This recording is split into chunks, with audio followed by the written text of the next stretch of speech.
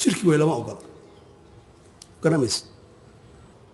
markaas waxa leeyahay Shacabul Qaadir baa sheegtay inuu koonka maamulo aniga mashriq le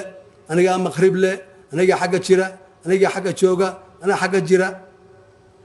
ku hadana leeynaya oo ardadii ibaartay i'tisaam ah oo ardadii wahabiyada ah in maanta fikirkii dadka ay ku leeynayeen marka la haddo oo soo ifteedo wax oo aad iyo aad looga xumaado way wax laga filahay ma ahan waxaana filaa arintaas sheekhu inuu iska saxi doono maxaa qolooyin ba arkay qasiidooyin ku amaanaya Fatima qasiidooyin Soomaali ah marka waan yaabay goorta ay Fatima barata Soomaaliga waan garaway aniga ma mutarjimin baa la jooga Fatima maxaafiis baa u furan Soomaaliya ka hadlay xamar jooga ama Nairobi jooga ama meel kale jooga oo af Soomaali Fatima kula hadlaya hatta amaarid ma ahane u dan sheeganaya horta ma maqlaysa Fatima Madiina ku asantahay baqiya ku asantahay radiyallahu anha adna Soomaaliya joogtaa haday ayadoo nool oo caadi ah ay joogi lahayd Madiina oo ku maqli lahayd bani aadamka maqalkiisu waa xadidan yahay wala yaqaan marka ayadoo dhimato qabri gashay maqalkeedii xataa caadiga ah ma leedahay wasamaalaha af Soomaali goormay baratay haddii nin Chinese taas u yeelo isna ma fahmaysaa haddii lagu hadlo Ingiriis ma fahmaysaa Talyaani ma fahmaysaa haddaad tiraahdo luqadka dhan bay taqaanaa shirki weey in Faaduma binti Rasuulaha lagu dhifto ninka Faaduma binti Rasuulaha weeraraya nabiga kaleey salaam wuxuu leeyahay wixii iyada dhibaana idibaayo wixii tiiri aniga tiirinaya nabiga weeraru haya mana is oga jahli heerkaas gaarsiisan waa ka xumahay in qof loo haayo hoggaan oo ku soo yiro waxa horta la yaab leh oo filawaa kullita aniga igu ah culimada Soomaaliyeed ee igu aragtidana ku ah idoo aan hadda joogno xilli dalka aan kala dagaalamayno afkaartii takfiiriga ku dhisneed ee dalka Soomaaliyeed 60 wixii ka dambeeyay la soo gelinayay dadkii wuxuu ka mid ahay Shabashir dadka salafiyiinta ah oo aan fikirka takfiirka dalka inaan kala dagaalno aan ku heshiinay fikir qalloocdo weeyaan dogaramaysid fikirkaas in la saxaada rabaa ma aragtay kutubo la gubo iyo wadaadada saacayana xal ma aha dogaramaysid marka fikradda khaldan aan isla fahamnay aan xalkeeda raadino laakiin haddii isku soo noqnoqdo waxa weeye macnaheedu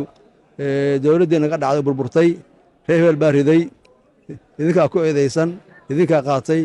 idinka cunay idinka cabay oo kale weeyaa marka anna iska cuqdada weey aan wada saxiixnay marka in wax u qarsanaadaan oo hadda dadkii Soomaaliyeed ee muslimka ahaa dadka Soomaaliyeed diinta soo gaarsiiyay in maanta shirki lagu tilmaamo dadka Soomaaliyeed waxa lagu leynayeen ay yihiin fikirkaas dadka xambaaray oo wadaadada u ahaa dhiigooda ay ku banaysteen ay qarxada ay ku sameeyeen ee dhibaatada aragtay ee ka dhacday ee dalku wali la daalaan dhacayo in oo sheekhu halmaamo wixii lagu ballamay xilli aan ballanta aan wada galnay ay heeday in afkaarta oo hadaamada ah ee dadka Soomaaliyeed masaajidda lagu dilaayo ee lagu qarxinayo ee lagu gaalmo dhiigooda lagu banaysanayo ina iskala hortagna aan isla saxiixnay inuu saxiix sheekhu halmaamo inuu dib u laabto inuu ragiis fikirkaas dacwada salafiga waday sheegay in salafiyiin sheegteen ee dadkii Soomaaliyeed ku gaalnimada xugmiyeen inuu ardadiisi sheekhu ku fikir noqdo wax laga xumaado ku hadana leeynaya oo ardadii ibaartay i'tisaam ah oo ardadii wahabiyada ah in maanta fikirkii dadka ay ku leeynayeen marka la haddo oo soo ifteedo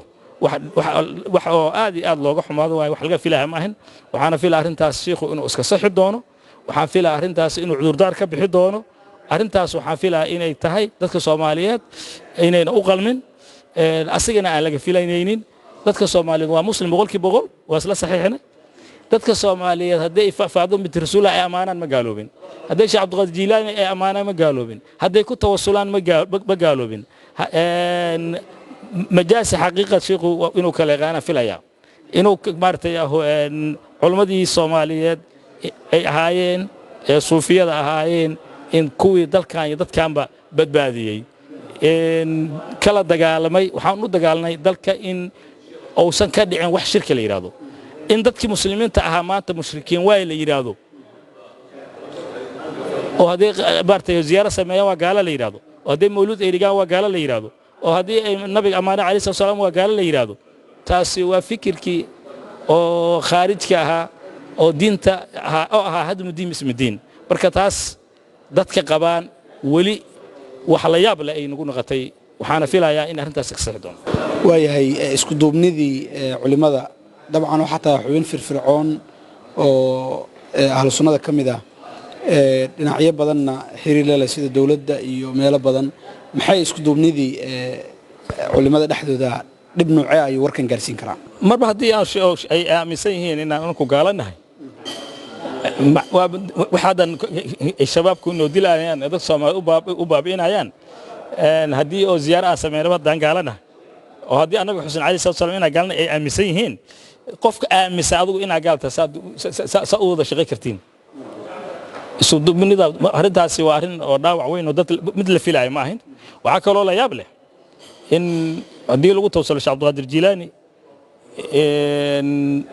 ama soo faadmada rasuulillah loo arko iyo hadii nabiga lagu tawsalo Alayhi salaam hadii la yiraahdo rasuulullah hadii la yiraahdo qofna Sheekh Cabdul Qaadir Jilaani hadii la yiraahdo macluumaadda day sayyidati faadmada rasuul hadii la yiraahdo hadii gaalnimo loo arkayo cid u arkaysa hadda waa kuwa qarxinaya marka fikirkii dadkii la baray hadii wali lagu taagan yahay waxa laga xumaado dawladda Soomaaliya maxaad ugu baaqi lahayd maadaama laga yaabo in xubno dawladda kamid ah ay wadaadkan culimo u aqoonsan yihiin maxaad baaqo soo jeedin lahayd waxaan arkay awal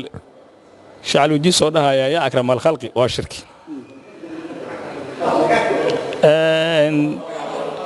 hadii Sheekh Bashiir Asraada uu yiri hadalada aan social media ku arko soo dhahaya dawladda Soomaaliya warkaan u jeedayno waa iska cabiyahay dawladda Soomaaliya waxa laga rabaa kuwa caruurta ah kuwa in la dagaalo ilma la dhumiyay ee la khalday kuwi dhumiyay ee khalday na ay dawladdu u aqoonsantay culamanimo u aqoonsantay hogaamiyaal diineed inay yihiin dawladdu in isu geysay laga rabaa annaka waxaan u aqoonsanahay dawladdu inay tahay waajibka saaran inuu yahay dalka diintiisa iyo dadkiisa inay ilaaliso dadka Soomaaliyeed waxa aqoonsanahay boqolkiiba boqol in muslimiin annaka ma aaminsanin in Sheekh Bashiir iyo Sheekh Aluujis iyo gaala inay ma aaminsanin fikirka dadka ay bareen kuwii xirtoodii bay waxa taagan maanta noo dilayaan dadka u qarxinayaan inay gaala yihiin masaajidka dadka lagu dilaa gaala dilaalaya ruux dawladda kamid ah la dilaa gaala dilaalaya ardada la isku qarxa gaala dilaalaya kuwaas way isla cabaareenayna haddana maanta waxay meedahay la soo istaagayaan ya akram al khalqi la yiraahdo iyo hadii la yiraahdo Jilaani joogso iyo hadii faadmada rasuul la amaanayo waa gaalnimo waa shirki leeyihiin maxay farqi u dhaxay ayaka iyo shabaabka bi shay kartaa dawladdaasi maxay kana u soo dhaweynay ay u saaranaysaa madaxa oo ilaahay waa sheekh umada ilaahay halkaan sabaxay u dulaysaa وإن لك لبحا وامتازوا اليوم أيها المجرمون وإن لك لبحا وإن لك لبحا الشباب خوارج iyo shacab waa in loo kala baxaa culmo Soomaaliyeed iyo culmo khawaarij waa in loo kala baxaa dad diiga muslimka ah banaystay iyo kuwii ka soo horjeeday in qaanada isku jirin cid maanta ka bacdi laga aqbalayo subxina shaatiyan gashana awadana shaati kala gashana ma jirto waxaan u baahanaa oo kaliya in hadii ay rabaan ragga oo fikirkaas aaminsan in dadka Soomaaliyeed iyo culmada Soomaaliyeed kamid noqdaan waa in fikirkana kabiri noqdaan shacabka Soomaaliyeedna cudurdaar u muujiyaan dadka ay ku gaalnimo xukminayna waa in joojiyaan qof aniga hadaa iraado madaasha Cabdul Jilaani hadaa iraado gaala ta aaminsan ma isla geli karna qaanad aniga ahad oo ahlu tawxiid ah ee Soomaali ah ee dhahaya la ilaha illa allah muhammad rasuulullah in lagu gaalnimo xugmiyo aniga dimbi ka weyn oo la geli lahaa ma aaminsan inuu jiro saadaradeeda qofkii oo marka dadka ku gaalnimo xugminaya oo dadka Soomaaliyeed culimadoodii iyo caamadoodii ku gaalnimo xugminaya wuxuu u sheegay ma garanayo inuu kuna gaalnimo asaguna wax xukumo ilmuhuna xukunka fuliyaan isla markaana ilmihii la dagaala la yiraahdo ayu kana la yiraahdo waa zucamo ma aqbalino ma anfacayso dadka waxa ka maqan fahamka ayaa maqan Sayyidina Hussein oo ah wiilkii Faadimata Rasuulillah oo nabiga Kaleey salaam ku gus oo yahay يا شيخ عبد القادر الجيلاني وأسوقنا حفيد كيسة وكل أولاد رسوله يا النبي عليه الصلاة والسلام أوير فاطمة بلعته مني فاطمة رسول الله قلت وصل النبي قال قلت وصل وقت مدوا إن لفهم الربا مع النبي حولي عليه الصلاة والسلام فاطمة بلعته مني أولي حد الشيء هذا وحن أنا كدا أهل السنة والجماعة أنها كل دقاشنا هي يا حسين إلى يرامه waxaan kula dagaashanahay in sida Abu Bakr Siddiq iyo Sayyid Umar iyo Sayyid Muawiya iyo Sayyidina Aisha iyo asxaab rasuul ahad kamida in la lacino ama dhibaato loo geysto sida aan u diidanahay marka sawaafisha iyo fikirka shiicada ee ku saabsan asxaab rasuul ahad kamida in la caayo ayaan nawaasibtana u la dagaalaynaa una diidanahay oo aalubeedka in la dhibaateeyo iyo ku aaminsan aalubeedka nabiga Kaleey sallallahu alayhi wasallam ixtiraamka iyo qiimaha ay leeyihiin in laga hoos mariyo inaan anagu ayuka ku tawassulno awlida oo aalubeedka aan ku tawassulno oo dadka muslimiinta ah ee saalixiinta aan ku tawassulnane hadda amar madluuba waa illadina amtaqullaha wabtagu ilayhi alwasilata ilahina li وما يتولى الله ورسوله والذين آمنوا فإن حزب الله هم الغالبون إلهنا ليه النبي عليه الصلاة والسلام انتو سن صبحين يهود waxay ahaayeen inay ku tawasulaan nabiga Kaleey sallallahu alayhi wasallam ay leeyahay nabiga akhir zamaanka soo bixi doona ilaahayow xaqiisan kugu su'aalaynaa cadawgeena gaalada nooga jib ay dhihi jireen hadii nabiga Muhammad Kaleey sallallahu alayhi wasallam waa ku kufriyay in nabiga Kaleey sallallahu alayhi wasallam diinkiisaan haysla leeyahay in naqsi loo nisbeeyana meel islaam galaan suurta kala maahay nabiga Kaleey sallallahu alayhi wasallam waa sayyidul awwalin wal aakhirin عترديسه أولاديسنا وعترة ظاهرة أو ضيبة أولاد الرسول مركا وحالا يابله فهم كإله إنك ما غلطه مركا قفك الدخان أيو السلام عليك أيها النبي ورحمة الله تعالى دونات لهن أو نلخي دامي ساديس ما صحيح والأوجه النبي عليه الصلاة والسلام قفك استوى نجمد مركاتو مالتي قيام كوي فكيف إذا جئنا بكل أمة مشيدي وجئنا بك على هؤلاء شهدنا إلهي قرآن كيس كلية قفكم قفونا لجوج مركاتكم معي مركه النبي عليه الصلاة والسلام إن السجع قيمها درجاتك الله أوصيي أهل بيت هي سنة إن سيد النبي قال الله دور على الربا ومدان